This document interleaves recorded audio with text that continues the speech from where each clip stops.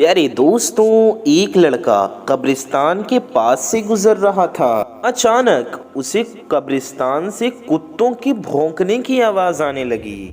जब उसने कब्रिस्तान में जाकर देखा तो वहां कुत्तों का एक गिरोह एक कब्र के पास अजीब तरह से आवाजें निकाल रहा था। और जब उस कब्र को खोला गया तो उसके अंदर क्या निकला, ये जानने के लिए वीडियो को पूरा आखिर तक ज़रूर देखते रहिए। अगर अभी तक आपने चैनल को सब्सक्राइब नहीं किया है तो नीचे लाल रंग का एक बटन होगा, उसे दबा करके चैनल को सब्सक्राइब कर लें। साथ ही साथ बगल में घंटे का निशान होगा, उसे भी ऑल पे प्रेस कर दें। और वीडियो को अगर अभी तक आपने लाइक नहीं किया तो वीडियो को एक लाइक करके हमारा हौसला ज़रूर बढ़ाइए। आइए वीडियो में आगे बढ़ते हैं। दोस्तों, एक देहात में रहने वाला लड़का यानी एक गांव में रहने वाला नौजवान गांव से शहर में फैक्ट्री में जाकर काम किया करता था। लिहाजा इसे अपने गांव से निकलकर थोड़ी दूर तक फैक्ट्री तक का सफ़र तय करना पड़ता था।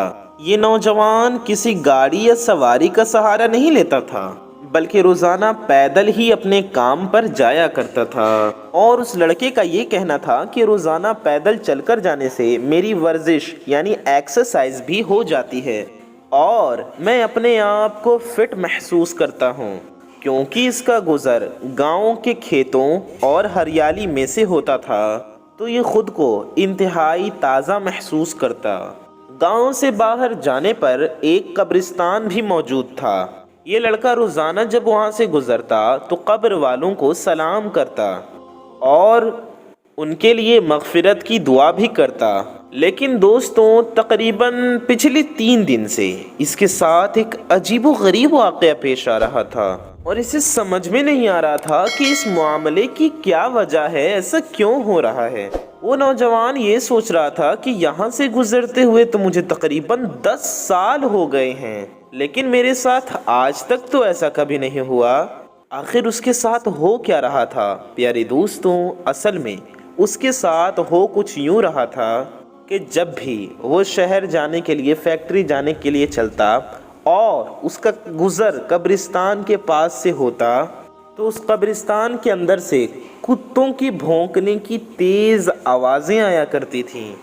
वो बहुत परेशान था कि आखिर कब्रिस्तान में कुत्ते कहाँ से आ गए और ये इतनी ज़ोर ज़ोर से क्यों आवाज़ें निकाल रहे हैं, क्योंकि कब्रिस्तान को तो वैसे भी खामोशी का शहर कहा जाता है। और फिर ये कुत्ते इतने ज़्यादा क्यों बोल रहे हैं, क्यों भौंक रहे हैं, वो भी इस खामोश शहर के अंदर। उस लड़के की परेशानी दिन ब दिन बढ़ती चली जा रही थी। अब 20 दिन गुजर चुके थे। आखिरकार इस नौजवान ने ये फैसला किया कि आज वो कब्रिस्तान के अंदर दाखिल होगा, जाएगा और देखेगा कि किस जगह पर खड़े होकर ये कुत्ते भौंक रहे हैं और आखिर पूरा माजरा क्या है। दोस्तों, अगले दिन जब वो लड़का कब्रिस्तान के पास से जा रहा था, गुजर रहा था, तो रोज़ाना की तरह फिर से उसे वो आवाज़ें, हाँ, कुत्तों के भौंकने की आवाज़ें सुनाई देने लगीं।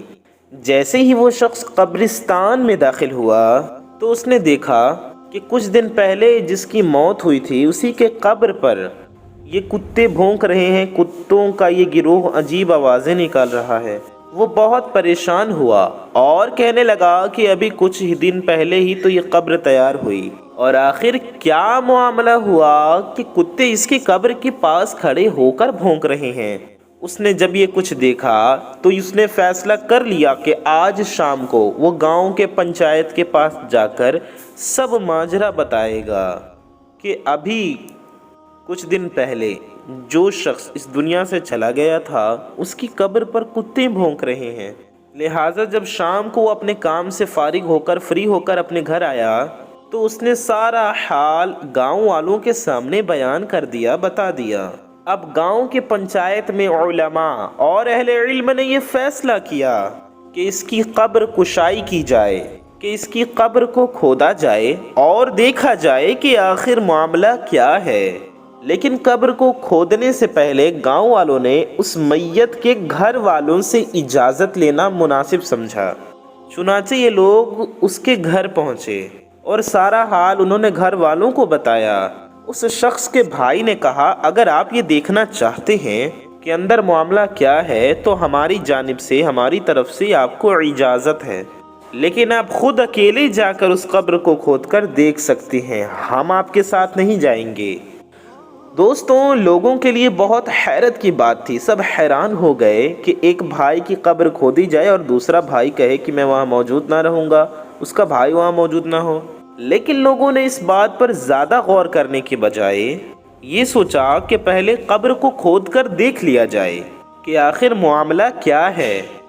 دوستوں، لہٰذا اس کے گھر والے تو ان کے ساتھ میں نہیں گئے، لیکن گاؤں سے کافی تعداد میں لوگ قبرستان پہنچ گئے اور قبر کو کھودنے کا سامان بھی وہاں آ چکا تھا۔ اور جب اس قبر کو کھولنے کا عمل شروع کیا گیا تو وہ کتے جو پچھلے کچھ دنوں سے اس قبر پر کھڑے ہو کر عجیب آوازیں نکال رہے تھے، وہ بھی آس پاس موجود تھے اور قبر کے آس پاس منڈراتے رہے اور گاؤں والوں کو دیکھتے رہے۔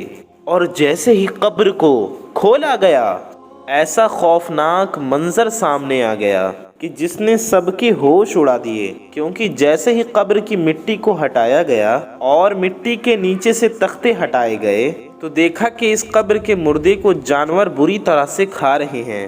یہ منظر دیکھ کر لوگوں کی چیخیں نکل گئیں اور وہ فوراً اس کی قبر کو بند کر کے گھر کی طرف آنے لگے، کیونکہ اس مردے کو جانور اتنی بری طرح کھا رہے تھے کہ جو لوگ وہاں موجود تھے ان کی کپ کپی نکل گئی، اور انہوں نے اسی میں اپنی بھلائی سمجھی کہ اس کی قبر سے جتنا دور ہو سکے اتنا دور رہنا چاہیے۔